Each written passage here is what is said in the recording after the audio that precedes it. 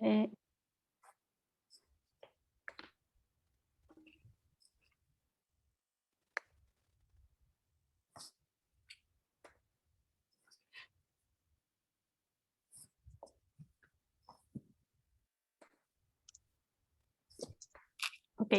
Hi, everyone. Thank you very much for being here today. We really appreciate it. My name is Ana del Arenal. I'm the Education USA advisor in Hidalgo. We ask you to please remain muted and with your cameras off. If you have any questions, please write them on the chat box addressed to Q&A Education USA. We will answer them at the end of the session. This session will be recorded, available on our YouTube channel, Education USA Mexico, for your reference. First, I would like to talk briefly about what is Education USA and our services. Next slide, please. Thank you. So Education USA is a US Department of State network with more than 430 advising centers in more than 175 countries. Here in Mexico, there are 26 centers and 16 advisors. We promote US higher education, advise potential international students. We offer accurate, comprehensive, and current information. And we support US higher education institutions in their efforts to recruit international students. I will now pass the floor to my dear colleague, Jenny Diaz, so she can introduce our guest speakers. Thank you, Jenny. Thank you, Ana. Hello, everyone. My name is Jenny Diaz, and I'm the Education USA advisor for Mérida and for the states in Yucatan, Quintana Roo, and Campeche. It's my pleasure to be with you all today here. And to start with this roundtable, let me introduce our guests. For today's roundtable, we have two amazing guest speakers that will share their inside knowledge in terms of education. The first one, as you can see on the screen, is Diane F. Olivier. She is a PhD and serves as the Associate Dean of Administration and Academic Affairs, College of Education at the University of Louisiana at Lafayette. She's also a professor in the Department of Educational Foundations and Leadership.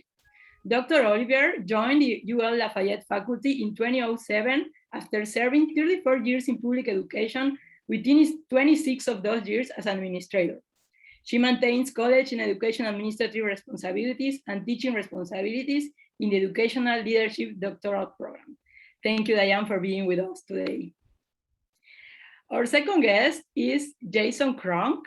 He is an enrollment management professional with 14 years of expertise in financial aid methodologies and graduate student recruitment. He helps a school leverage financial aid to boost recruitment and retention and increase access and diversity. He holds a master's in law from the University of Pennsylvania and an MBA from Temple University. Welcome, Jason. It's an honor to have you both of you here with us.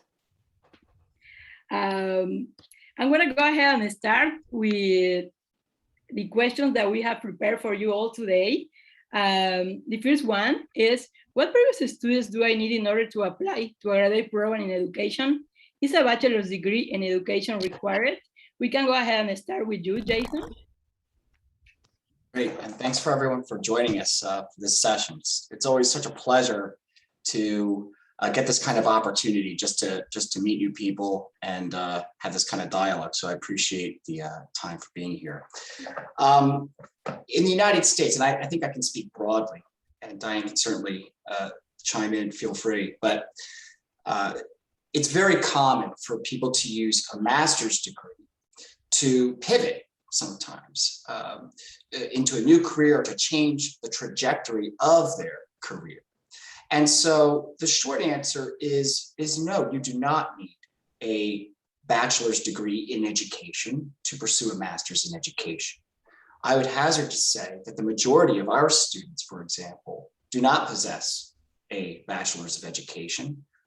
Most have not studied education formally at all. And that's because our programs, and this is common throughout most schools of education, our programs touch on subjects far abroad within the greater penumbra of education. So everything from mental health counseling to statistics to policy to, of course, teaching, okay? But all of these things fall under the umbrella of education. So we attract people from various and diverse backgrounds, engineering, linguistics, what have you.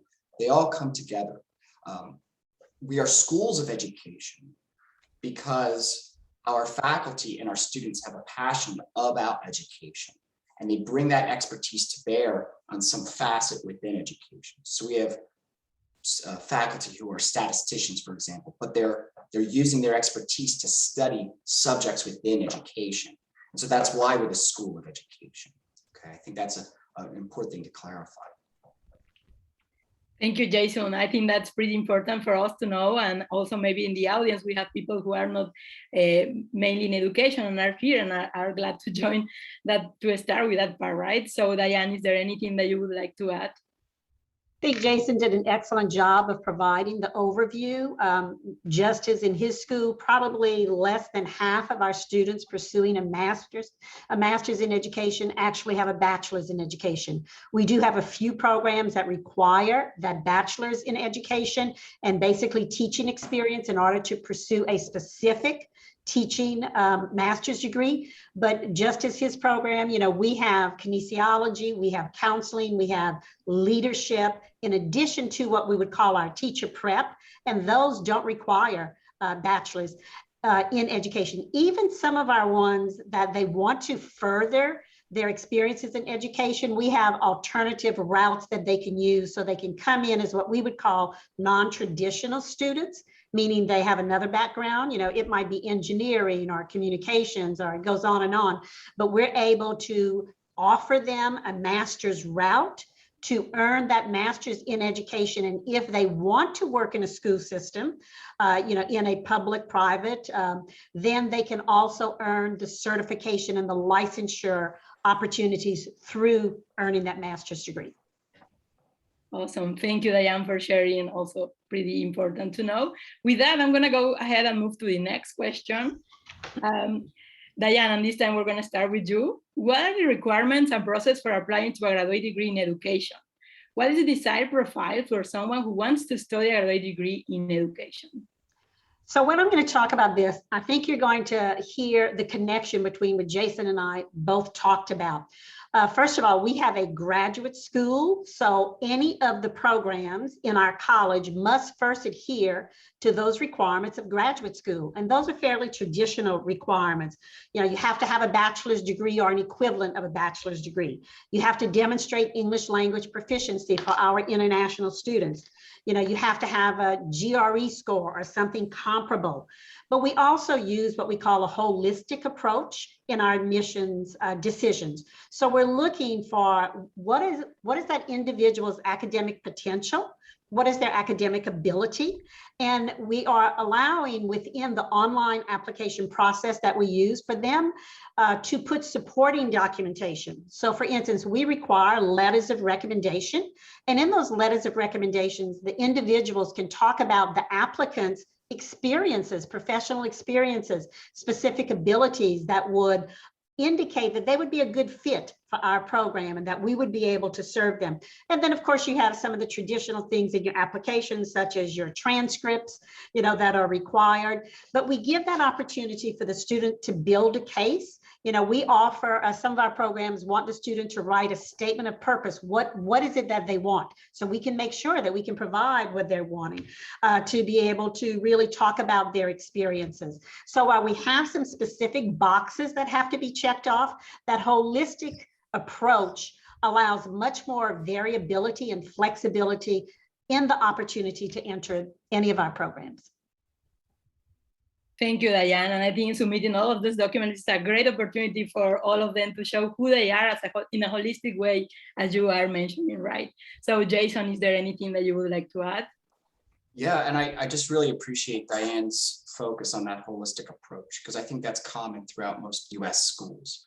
But that holistic approach can be confusing to individuals who are not familiar with the US application process, because we do not depend solely on test scores. Some programs may require test scores, Most will require a TOEFL or an IELTS or some, as she said, some English language competency or proficiency. But some may require GRE, some may not. I think applicants are often very focused on these quantifiable data points of the application. What is my GRE score? What is my TOEFL score? What is my GPA? And that focus on those quantifiable pieces can have someone lose focus on what I would argue is the even more important components of the application, such as the statement of purpose, the letters of recommendation. Because what we're looking for in admissions, when you put it all together, the purpose of this holistic process is to ensure that your interests and your abilities align with the purpose of our program. Okay, I'll give you a concrete example of this. We have a program in statistics, measurement, and research technology. Okay, it is a program that's designed to quantitatively measure social phenomena. Okay, measure social phenomenon quantitatively. But we have a number of applications every year for people who are clearly looking for an MBA or business analytics, or something along these lines. They have excellent test scores, superb test scores. We have to reject them because their goals are not aligned with the purpose of our program. So that's an example of holistics review, where even though they have very good test scores, 4.0 GPA, all that good stuff, we reject them because they are not aligned with what we are trying to do in that particular program. So pay close attention to every school's individual requirements, and I think you'll be in good shape. Thank you, Jason. I think that's pretty important, that it may differ from one university to another. So keep an eye on all of these requirements and take all the advice that you all are sharing today with us. So thank you, and I'm gonna go ahead and move to the next question we have for you all today. It's what financial aid opportunities are available for international students? Does your institution offer internships, assistantships, CPT or OPT programs? Jason, you can go ahead and start with this one. Great. When you're looking at any school, just as we just talked about it, the admissions, the application requirements, likewise, every school's financial aid policies are going to vary considerably. Okay, so it's important that you don't assume that a school is necessarily out of your price range. Okay, don't assume that a school is necessarily out of reach financially. Okay, I'll frame it this way. Most US schools, or I would say all US schools, are going to post the cost of their programs online. Okay, you can find this on their webpage, you'll see the cost. But just remember, that's the sticker price, that's the starting price of the program. You will not know the net price, that is the price after scholarship. You will not know how much you have to pay until after you're admitted. Just remember that. You have to apply and then be admitted, because then you might be awarded scholarship, which can offset that cost. So apply to the school with the strongest program and then see what the financial aid is that they offer. Now, our school, so at Penn GSC, all applicants are automatically considered for merit scholarships. And those merit scholarships can be upwards of 60% of tuition at the high end, okay? It can be a very substantial award. And so they are competitive. They're awarded by the faculty of each program, but you learn of your award notice at the time of admissions. You'll get your admissions decision along with your scholarship decision. And at our school, there's no separate application. Other schools might require a separate application, so you have to be careful and read those requirements carefully. But we certainly offer scholarships. We offer graduate assistantships, which are paid. Students are paid $21 an hour to work for their program. It's competitive. You have to apply separately for the graduate assistantships, but it's possible. And I should say international students are given the same consideration as domestic students for these. So there's no prohibition in that sense. When it comes to CPT or OPT, you want to pay attention to government requirements as well as the school policies. These two things are intertwined. Our school offers 8 different STEM designated programs. So this would allow you for a longer OPT. I believe it's 3 years now. But nonetheless, those are things to pay attention to. So I'll let Diane chime in on what she is. Well, first of all, Jason, I loved your example of the sticker price because that's exactly right. So you think about that you do want to apply at the university, and that's not the bottom line, because the university is going to look to see first, who are the applicants that meet the requirements before they do the negotiating to get to that actual net price of what you have to pay. So then the opportunities really are very visible at that point. Just as Jason was saying, we offer, graduate assistantships, both in the manner of graduate teaching assistantships. We have some GAs that are more office work in a sense, they're working within a program. And then we offer research assistantships. And all of our international students certainly have that opportunity. In our College of Ed, we have a set number of GAs that we have, but what we do is we work with graduate school to place the additional applicants across the university. So in our programs, we have our GAs in the College of Ed, but we have GAs in nursing, in the research office, in engineering, because they had opportunities there too. So we don't limit, we really work to be able to get our students there. When we think about CPT and OPT, one of the things we want you to think about is in our program, it has to be directly related to your major of study. So, it gives you a great opportunity to be able to get in that work experience in the area in which you are studying, because then you not only have, the knowledge and the skills, but you have that professional experience. So it's a great opportunity. And then we offer a number of fellowships, and each of those fellowships has certain criteria as to whether a student can apply or not. And they are competitive also.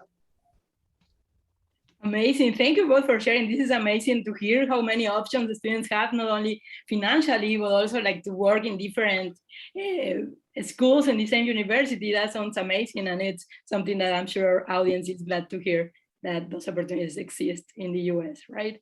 So let's go ahead and move with the next question. Some students may think that a graduate degree in education will lead only to a teaching career.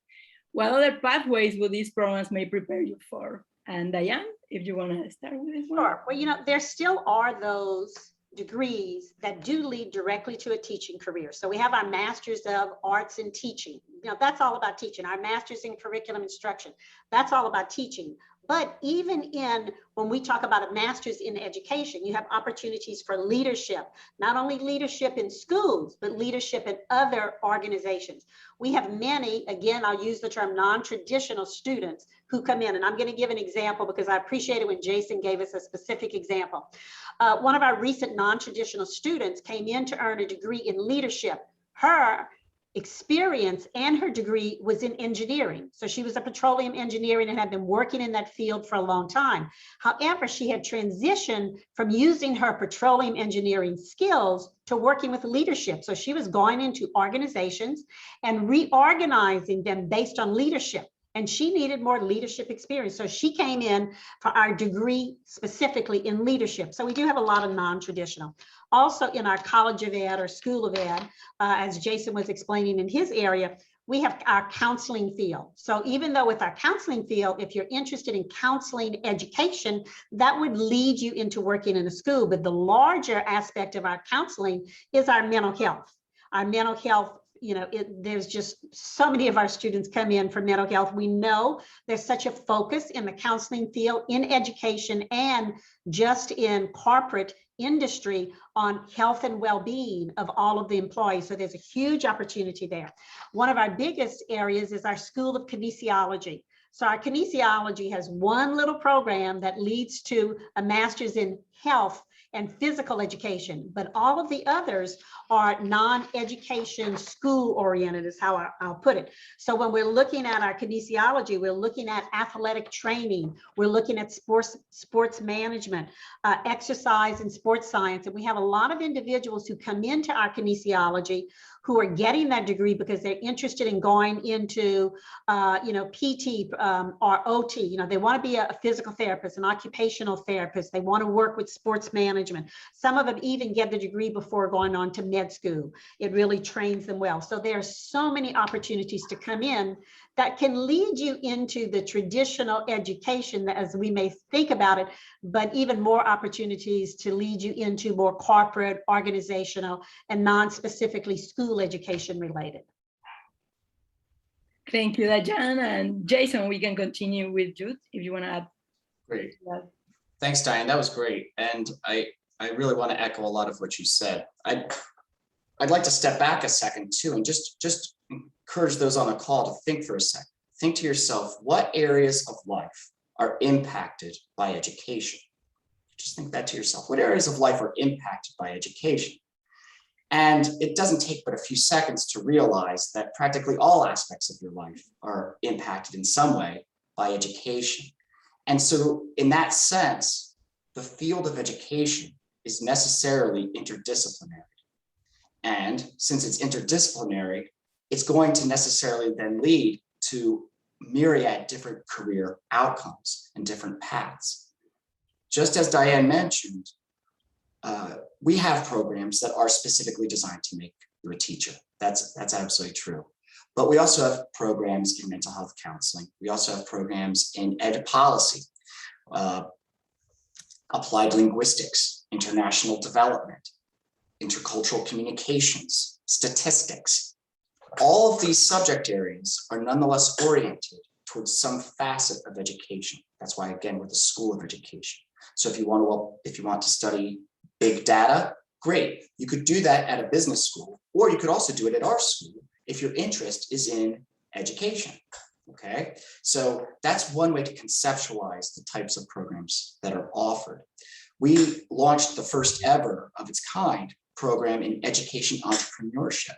We did this several years ago, and what this program is, it's a one-year executive focused master's, which is designed to teach you how to start a new initiative, a new business initiative in the education space. We realized that business leaders did not understand the education market. They wanted to help, they wanted to do stuff, but they didn't understand the education space and the education market. Likewise, educators who are working in the trenches and who see the problems firsthand, they might have a great idea, but they lack the business acumen to bring it to life. So what we did is we worked with our business school to create this program. So together with Penn GSC and the Wharton School, we come together, we created this curriculum to build, educate entrepreneurs in the education space. So it teaches you how to launch a new initiative. Students in that program start new schools, they launch new apps, anything you can think of. But that's an example of a non-teaching path that you might follow in an education school.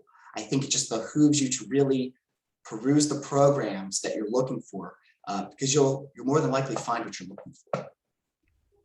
Thank you, Jason. I think, and this is one of the main goals of this roundtable, right? To recognize that you and Diane have mentioned a lot of more pathways that we can even imagine that are part of this education graduate program, right? So with that, I'm gonna move to the next one that we have for you today.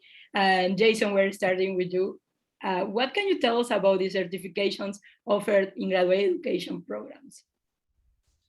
Sure. So usually when you're looking at certificates or certifications, this type of program is usually designed to confer a discrete set of skills that are marketable in the labor force. Okay, so you might have an English as a second language certification. You might have a teaching, an online teaching certification. It tells people that you are certified to teach online, something along these lines. But nonetheless, it's slightly different than a full master's degree, because a certificate usually does not have the same depth in terms of theory and philosophy that a master's or let alone a doctoral program would have. Rather, it's more tailored towards giving you concrete skills that you can then show forth with. So Some of the certificates we offer, again, are in online teaching.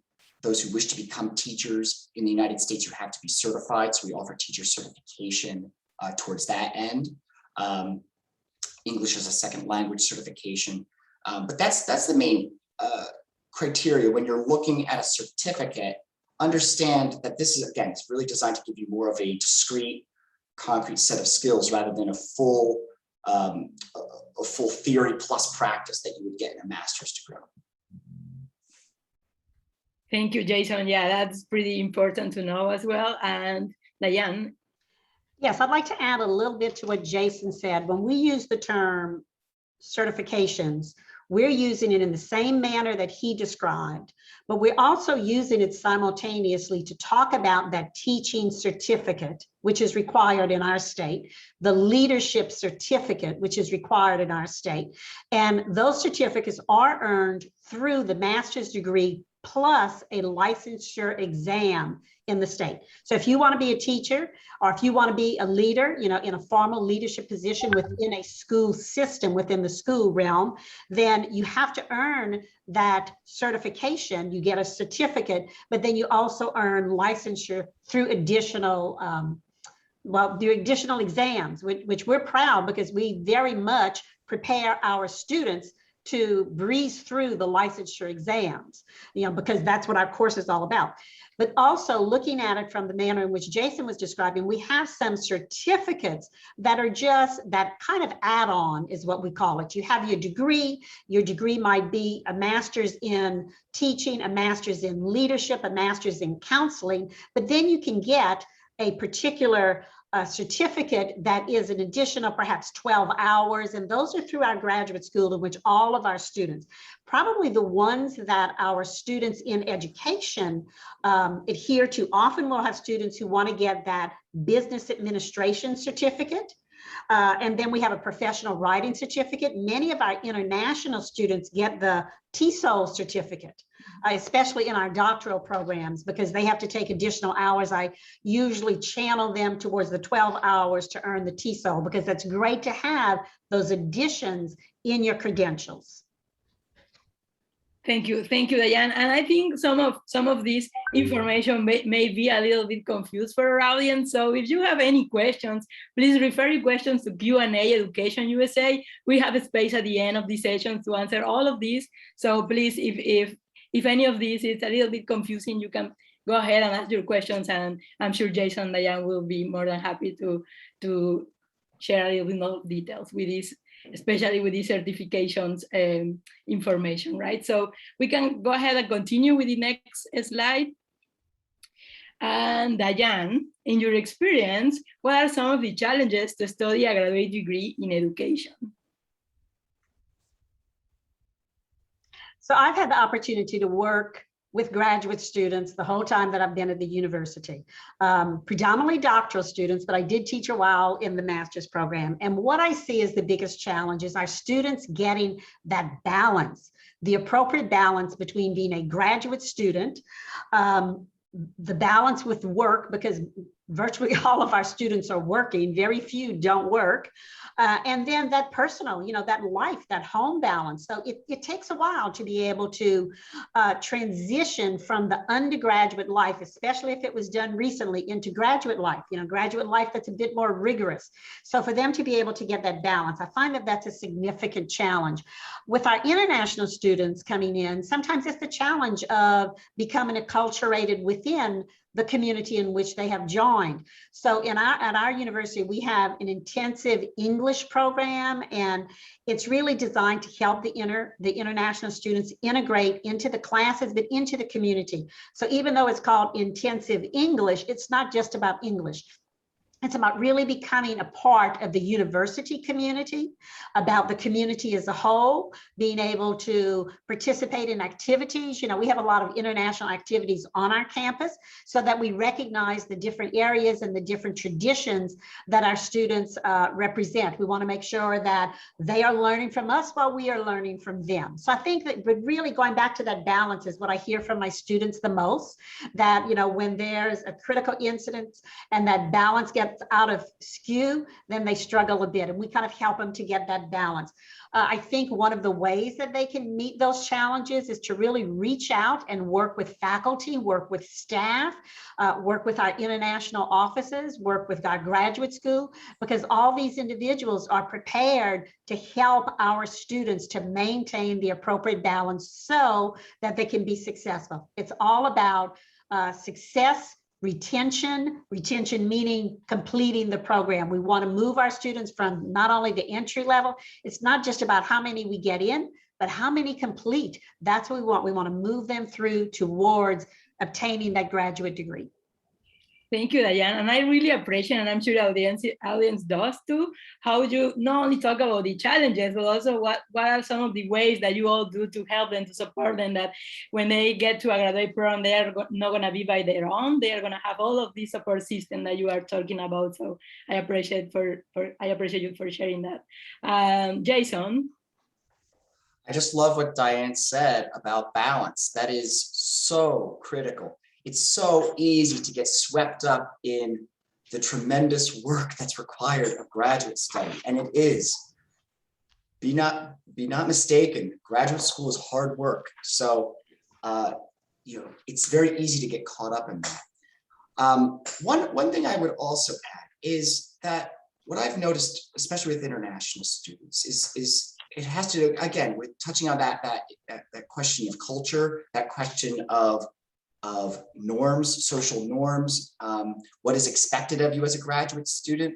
Depending on where you're coming from, it might be a bit of a challenge to understand the unwritten rules of how a US university operates. Some of these cultural norms that are not spelled out in a handbook, nobody's going to tell you. It's just things that Americans take for granted because we're used to it. So, for example, something as simple as class participation. Usually 30% of your grade or more sometimes is based on class participation, actively asking questions of the professor, actively engaging in the dialogue. If you have a question, if you have a concern, generally at most schools, it's twofold. We have a tremendous support network there ready to assist you.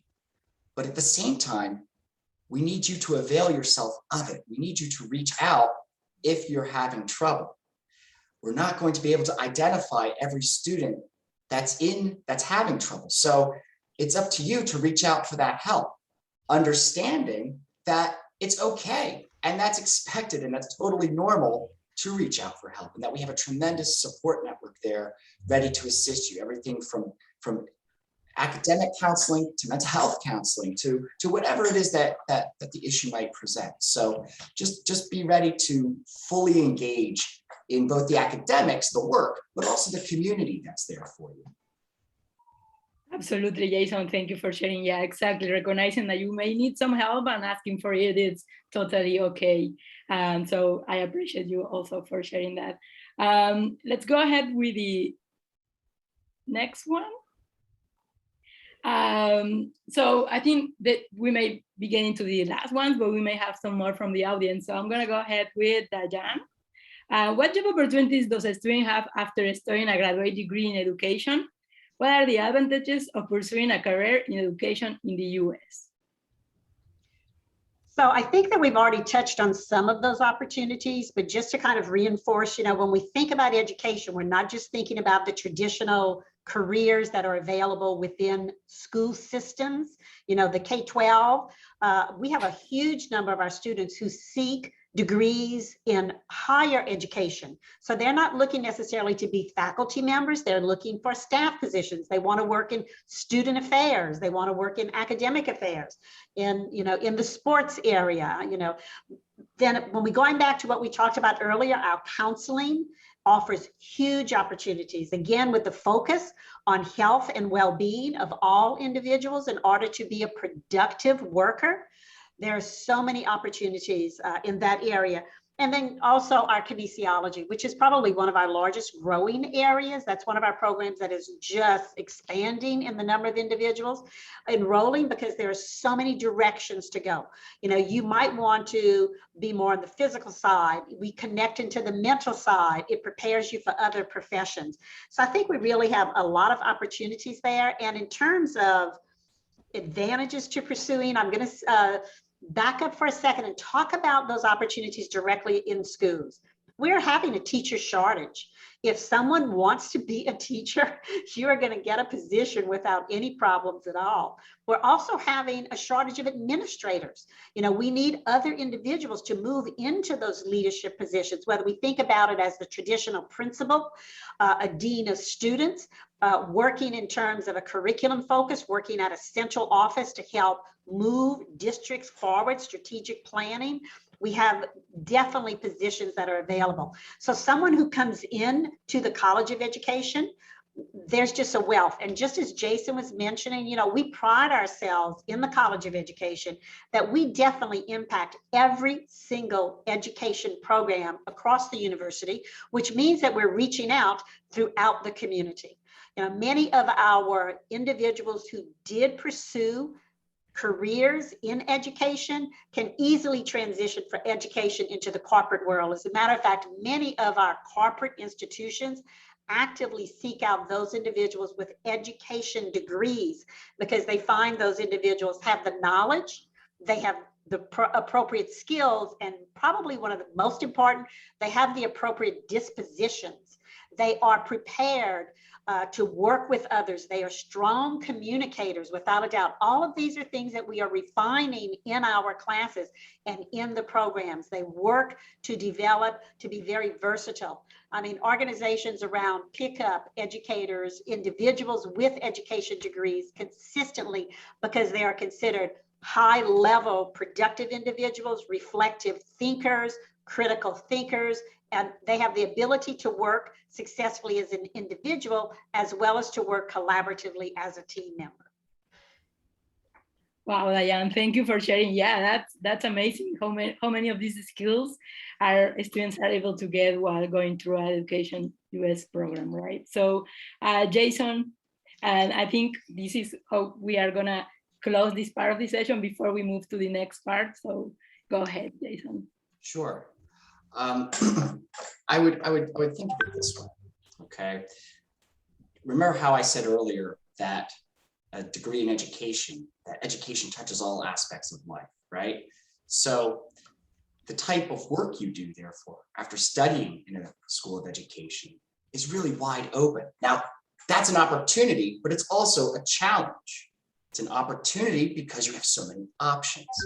It's a challenge because you have so many options, okay? Think of it this way. Someone who's studying chemical engineering, let's say, they know what they're going to do. They're going to finish and they're going to be an engineer. If you're in medical school, you're going to come out and be a doctor. But what do you do with a degree in education policy, right? It's not direct, it's not clear cut. So what I would say, what I would argue is that the most work you do, the greatest amount of your work is on the front end before you even apply to a school. Everyone focuses on the application. Oh, my essay, letters of record. No. The hard work comes before you apply. It's in thinking carefully about your goals, thinking about the kind of person you are, thinking about where you want to be, and then finding a handful of programs where the curriculum and the expertise of the faculty align with that life plan. Because then you will know where you are going. You know that when you finish, let's say, with a degree in education policy, that you're going to work for a think tank, that you're going to work for a local government, that you're going to work for a school district analyzing policy and making sure it's efficient, for example, okay? Regardless of the subject that you're studying within education, it's really important to do that homework on the front end, thinking carefully about where your strengths are, what kind of program is going to bring those strengths out. The more work you do on the front end, not only will you have a stronger application, but you'll have a clearer path once you graduate. Thank you, Jason. Thank you. That's pretty important to know. And so I want to thank you both for engaging with me during these questions, where we have a space for you both to share a little bit about your universities, share intro to your institutions. So we're going to start with Jan, and then we'll move to the we may have some more questions from the audience, but we're going to go ahead and check those after sharing intro to your institution, because we all want to know what your programs offer. So Diane, we can start with you. Thank you. I'll just hit on the high points. You know, we have a little over 16,000 students and almost about 500 international students representing 73 countries. We have quite a number of master's degrees as well as doctoral degrees. In the College of Education, we have 17 master's options as well as one doctoral program with 4 concentrations. So it's kind of viewed as 4 different ones. We are a high research activity. We're an R2, which is a Carnegie classification, but because of a RISE initiative that we're on the cusp of becoming R1. We just received, and we're very proud, this is the 4th year in a row, we were just awarded the Higher Education Excellence and Diversity Award. We have a very diverse faculty, very diverse student population, and inclusion, equity, and diversity remains as a central focus of our university as a whole. We have a lot going on with our faculty. They represent national and international research areas. We are a member of the National Academy of Inventors, which is a small percent of universities fall in that category. We have a lot of money that's spent in R&D because we know research and development is important not only for our faculty, but for our graduate students. That opens the door for graduate students to do research with top level faculty. So we definitely focus on that. We're viewed in our education to have one of the best graduate schools. Then I just want to tell you a little bit about our culture. We have a very rich culture in the state of Louisiana and a very close community. When individuals come into our area, it's a very familial, very family atmosphere. We have a couple of just little pointers that I have here. It's some of our key points that we always think about in terms of research, because we know that is important for graduate students, but we are definitely committed to research for a reason is the term that we use. We really look at applied research and how can it impact not only our community, but worldwide, you know, such as some of our areas of focus deal with sustainability, climate change. In the recent pandemic, our university, one of our research centers, was very active in the development of the vaccines. We're a thriving university. We have one of the highest graduation rates in the state. And as I mentioned, our faculty members have earned national and international recognitions. And we really are, we have an a high number of research monies. We have a gift of bringing people together because of this diversity embracing that, you know, I mentioned earlier. We really cross disciplinary boundaries. As an example, being in the College of Ed, I recently wrote a National Science Foundation grant with a colleague from engineering. We're looking at what does he have that I don't have and vice versa. And we work collaboratively across the university. We have initiatives that bring people together. We have living learning communities for our students, as well as themed living communities. So we pull our students together who have similar interests, and we make sure that they're connecting and that they can live and thrive together. We think beyond the classroom. We want to share what we are learning. So we definitely extend into the community. That extension into the community offers additional opportunities for our graduate students to be able to make those connections and work with our business and industry where it's beneficial for both. And then the last point, if you may or may not be familiar with the term joie de vivre, but that's what we are all about, this joie de vivre. And it's this fullness of living. It's a joy of life. It really defines our culture, which is a Cajun and Creole culture. And our students, understanding that joie de vivre, we work with and we nurture our students so that they really are good listeners.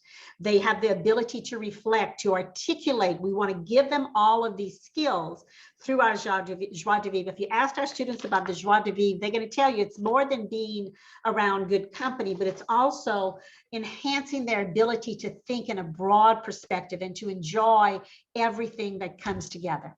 So that's a little bit about our university. I believe at the end of the session that they will share with you a flyer that has all of the different degrees offered in our College of Education. And if we have time, which I realize we may not now, I have a little bit of a 90-minute video, a little showing you that joie de vivre.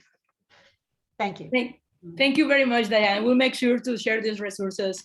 And if it's not during the session, after, if no worries at all. And so, Jason, we can go ahead and start with you. Great. Joie de vivre, something I learned today. Thank you, Diane. That's wonderful. And I can attest, having visited Louisiana, that is definitely the case. Very welcoming and very warm culture down there. I would recommend anyone to go visit. I, on the other hand, are from the opposite end of the country. So I'm with the University of Pennsylvania's Graduate School of Education. University of Pennsylvania is a private Ivy League university located in Philadelphia, Pennsylvania.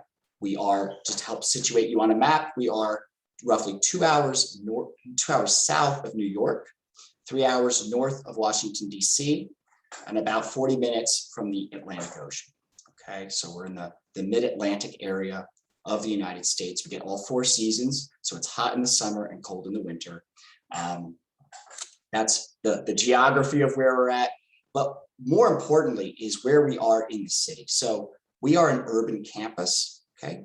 Penn GSC is located in the city of Philadelphia. When I say in the city, I mean we are part of the city.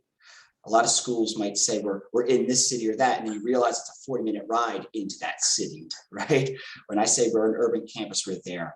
And that's meaningful because our location informs our practice. We are in the city, we are part of the city, and we are passionate for the city. We're passionate for urban education in Philadelphia and across the world. So if you have a passion for education, if you have a passion for helping the most vulnerable communities, then Penn GSC is the place to be. UPenn has 12 semi-independent graduate colleges, of which we are one. Other schools are the engineering school, business school, veterinary school, et cetera. But again, we are the School of Education.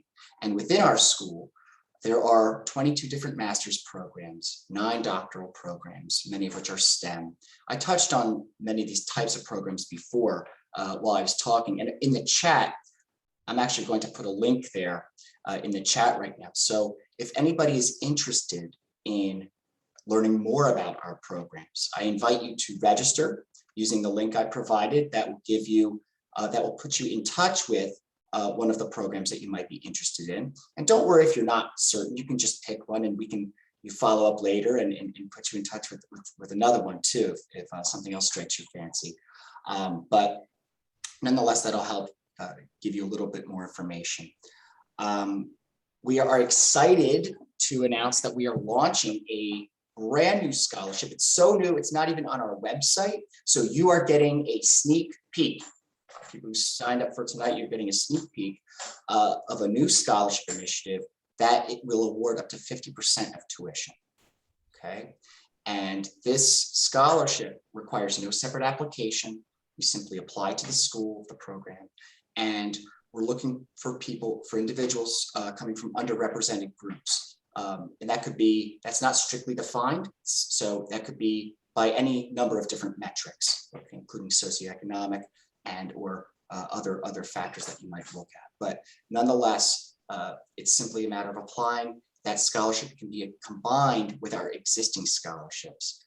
So someone could potentially get up to roughly 80% of tuition covered at the high end. We're just so thrilled to be able to offer that. And so we're the first to hear. It really isn't even online yet. So that's great. We are not requiring the GRE for any of our master's or doctors of education programs this year. Our PhD programs will require the GRE. And I would expect this trend to continue forward. I did put on the slide some of the average scores for students. That's, again, these are not cutoffs. These are not, we're not looking for a specific number, but this gives you a sense of where people are. For the TOEFL or IELTS, we're looking for a 100 or a 7. I know that's a question that people usually ask. And I'll just be very candid. That's what we're looking for, because our programs are going to expect a high degree of engagement in the classroom and in the community.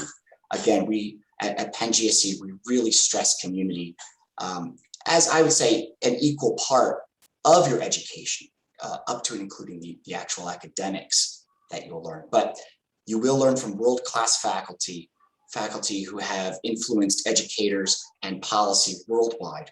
We have a global influence and a global network of hundreds of thousands of people worldwide that can help you, that you can connect with.